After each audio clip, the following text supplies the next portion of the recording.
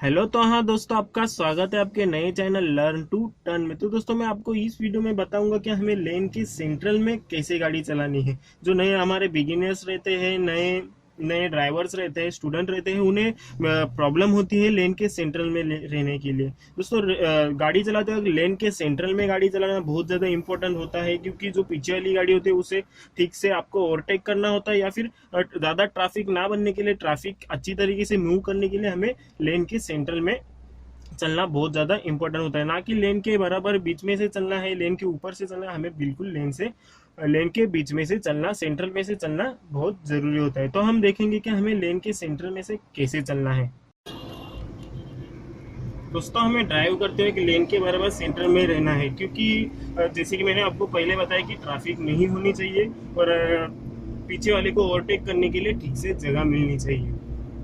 दोस्तों, जो नए स्टूडेंट रहते हैं उन्हें प्रॉब्लम होता है लेन के सेंट्रल में रहने के लिए, क्योंकि वो उनका जो देखने का तरीका रहता है वो गलत हो जाता है। क्योंकि जो जब हमें सेंट्रल में रहना है तो हमें बिल्कुल सेंट्रल में देखना होता है। कुछ कुछ जो स्टूडेंट्स रहते हैं, बिगिनर्स रहते हैं, वो क्या करते हैं, इन दो लेनों का सहारा लेते हैं। वो एक तो लेफ्ट लेन में देखते हैं या फिर राइट लेन के पास देखते रहते हैं।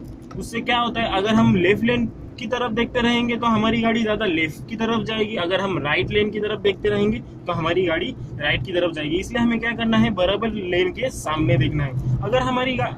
अगर जो रास्ता है वो ऐसा मुड़ रहा है, थोड़ा थोड़ा मुड़ रहा है, तो हमें वैसे ही रास्ते के साथ साथ हमारा जो सेंट्रल पॉइंट है वो बदल देना है। हमें एक इमेजिनरी लाइन बना देनी है सेंट्रल में और वहां पर ही देखते रहना है, जिससे कि हमारी गाड़ी बराबर सेंट्रल में चलती रहेगी। ना कि हमें जो हम कुछ कुछ जो ड्राइवर्स रहते हैं वो क्या करते हैं, सामने वाली गाड़ी को फॉलो करते हैं, सामने वाली गाड़ी को देखते रहते हैं, क्योंकि वो गाड़ी जो है वो लेन में बराबर चल रही होती है, इसलिए वो उसको ही देखते रहते हैं। लेकिन क्या होता है, अगर वो गाड़ी कहाँ पर ड्रिफ्ट कर जाती है, माने कि लेन की चेंज कर जाती है, तो हम भी उसे देखते हुए ही लेन चेंज कर जाते हैं। इसलिए हमें क्या करना है, हमें सीधा देखते रहना है, लेन के बराबर सामने देखते रहना है।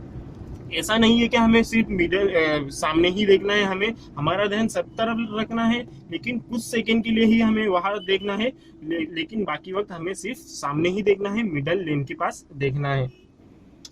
इसी डिवाइडर के नजदीक से हमारी गाड़ी चलाते हैं, तब ज्यादा करके लोग डिवाइडर के पास देखते हैं, डिवाइडर को देखते रहते हैं। इसलिए तब क्या होता है, हमें समझ में नहीं आता कि हम उस डिवाइडर के और ज्यादा नजदीक जा रहे हैं। अगर आप उस तरफ देखते रहोगे तो आप डिवाइडर के नजदीक ही जाओगे। इसलिए हमें क्या करना है, हमें बिल्कुल सामने ही देखना है। हर हम किसी भी लाइन में गाड़ी चला रहे हो, हमें बिल्कुल सामने ही देखना है, जिससे कि हमारी गाड़ी बिल्कुल सीधी चलती रहे। टर्न लेते वक्त भी हमें वैसा ही करना है। हमें बहुत सारे लोग क्या करते हैं कि टर्न लेते वक्त जो कंक्रीट वाला हिस्सा रहता है उसे देखते रहते हैं, उसे फोकस करते रहते हैं, और वो उसके नजदीक से ही बिल्कुल गुजर जाते हैं। हमें वैसा नहीं करना है, हमें मिडल ऑफ द लेन देखना है, लेन के मिडल में ही देखना है टर्न लेते वक्त भी, या फिर उस कंक्रीट के हिस्से से 2 फीट दूर देखना है और टर्न ले लेना है। उससे क्या होगा कि स्पेस हमारा बहुत ज्यादा बढ़ जाएगा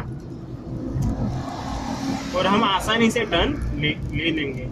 हमारी गाड़ी मिडल में ना चलने के 2-3 रीजन रहते हैं। उससे सबसे ज्यादा इम्पोर्टेंट रीजन रहता है कि हमारा जो विजन रहता है, हमारा देखने का तरीका रहता है, उसके बदौलत हमारी गाड़ी यहाँ वहाँ चलती रहती है। अगर हमने बराबर सामने देखा, हमने एक इमेजिनरी लाइन बना दी रास्ते के मुड़ते वक्त, गाड़ी स्ट्रेट चलाते वक्त, या फिर टर्न लेते वक्त एक इमेजिनरी लाइन बना दी, तो हमारी गाड़ी किसी भी हिस्से को नहीं टकराएगी और हमारी गाड़ी बिल्कुल 2 लेनों के बीच में से चलती रहेगी और किसी भी लेन के बीच में से चलती रहेगी।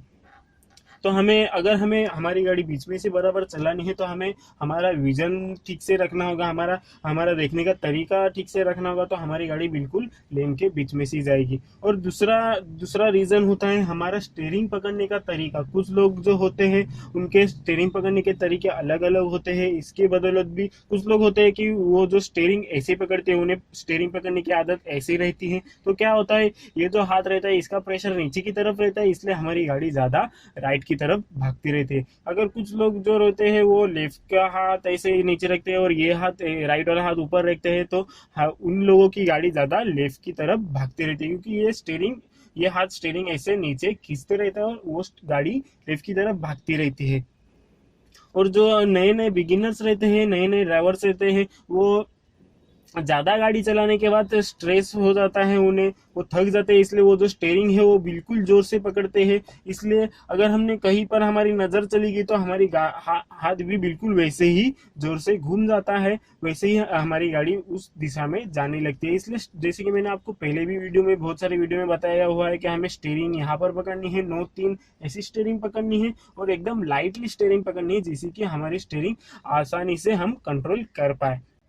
और जो तीसरा रीजन रहता है वो मैकेनिकल रीजन रहता है, गाड़ी का रीजन रहता है। एक तो हमारी गाड़ी का किसी हिस्से का एयर कम हो जाती है, या फिर किसी हिस्से का जो व्हील रहता है, जो हमारी व्हील की रिम रहती है वो दब जाती है ज्यादा देर गाड़ी एक ही जगह पर खड़ी रहने की बदौलत, या फिर किसी व्हील को जोर से झटका लगने के कारण वो व्हील जो है वो दब जाता है। इसलिए हमारी गाड़ी जो है एक दिशा में भागती रहती है। हमें क्या करना है, अगर हमें चेक करना है कि हमारी गाड़ी को अलाइनमेंट की जरूरत है, या फिर एयर प्रेशर किसी टायर में कम है या फिर ज्यादा है, तो हमें क्या करना है, हमारी गाड़ी जब 30-40 की स्पीड पर रहे हम और रास्ता सीधा रहे, वहां पर हमें स्टेयरिंग छोड़कर देखना है कि हमारी गाड़ी कहाँ जा रही है। अगर हमारी गाड़ी की स्टेयरिंग बिल्कुल सीधी रह रही है तो कोई भी दिक्कत नहीं है, कोई भी प्रॉब्लम नहीं है, ना एयर की प्रॉब्लम है और ना अलाइनमेंट की हमारी गाड़ी को जरूरत है, ना हमारी व्हील का, हमारी जो गाड़ी का व्हील है वो दब गया है। अगर वो दब गया है तो हमें अलाइनमेंट की जरूरत होती है, उसे अलाइनमेंट कर हमें वो व्हील एकदम